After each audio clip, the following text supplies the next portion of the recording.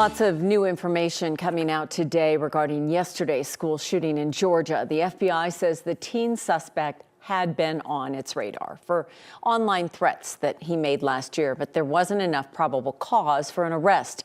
The suspect was also a new student at the school, had only been in class for a partial day. An impromptu memorial with flowers and balloons now surrounds the flagpole at the high school where two 14-year-old students and two math teachers were killed yesterday. Investigators say the 14-year-old suspect used an AR-style weapon in the attack. Teachers were able to quickly call police using just their ID cards. They have a button on that ID and they press it so many times and it alerts us where that incident is occurring. We got multiple notifications as the shooting was going on from the teachers where to respond in that general area. It also locks down the school screens. The boy will be tried as an adult for the shootings. His first court appearance will be tomorrow.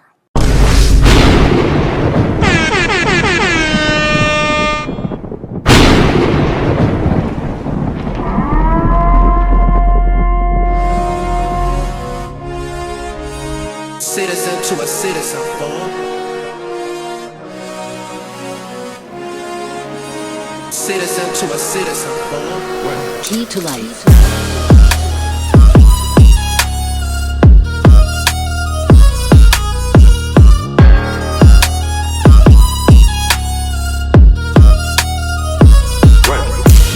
Another one.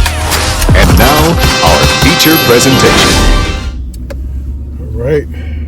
Welcome back, citizens, to another episode of Shooting from the Hip.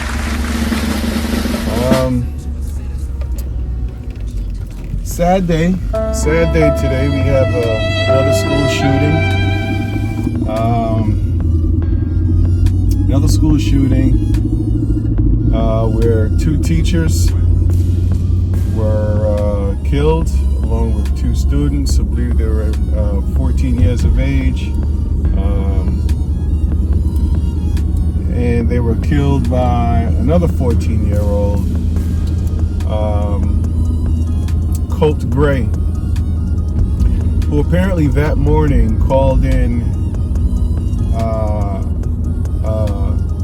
a school shooting threat for 5 different schools, if I'm getting my information right, okay?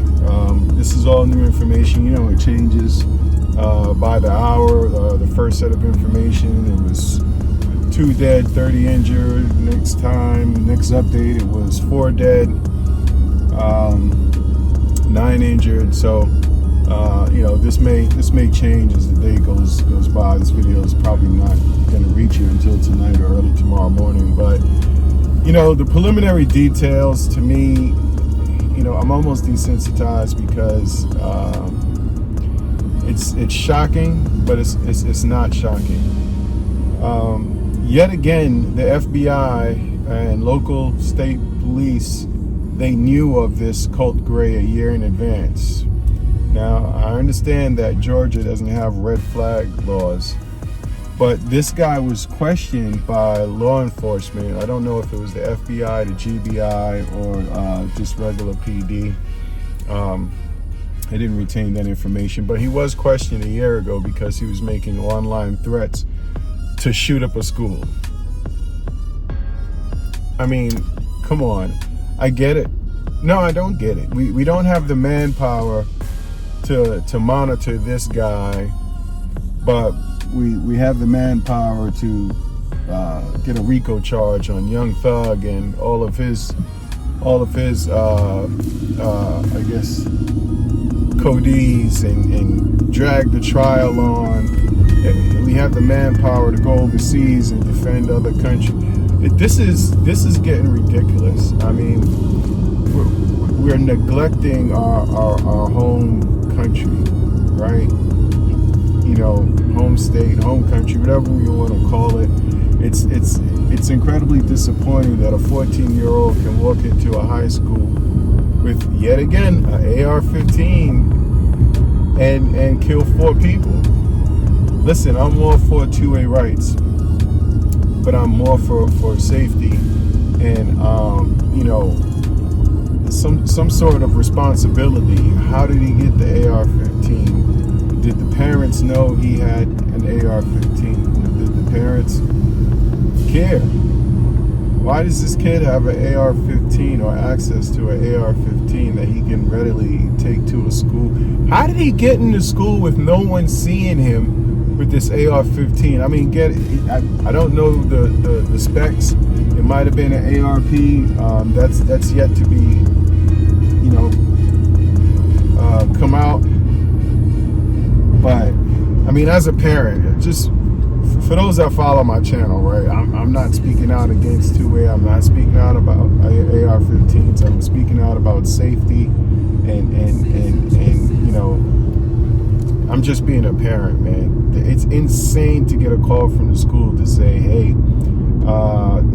from your kid's school to say, hey, school just got shut up, got 4 dead.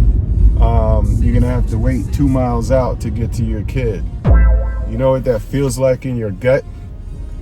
It's wrenching.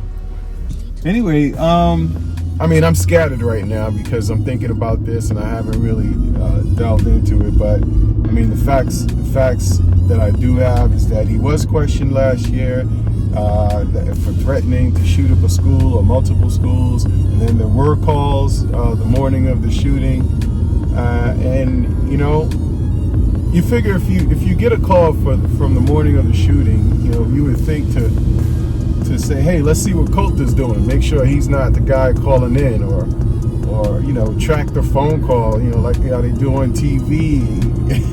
I don't know, man. It's just insane. Comment down below what you think. I'm actually going to speak about this. Every time there's like a shooting, we gather the youths and parents, and we talk about gun safety, whether or not you own a gun. We talk about gun awareness, and we just make sure that it's at the forefront of owners and non-owners that you have to be aware. And part of being aware is making sure you know the health of your child, whether it be how they're interacting online, how they're interacting with other people, who they're hanging out with, as long as they're under your roof.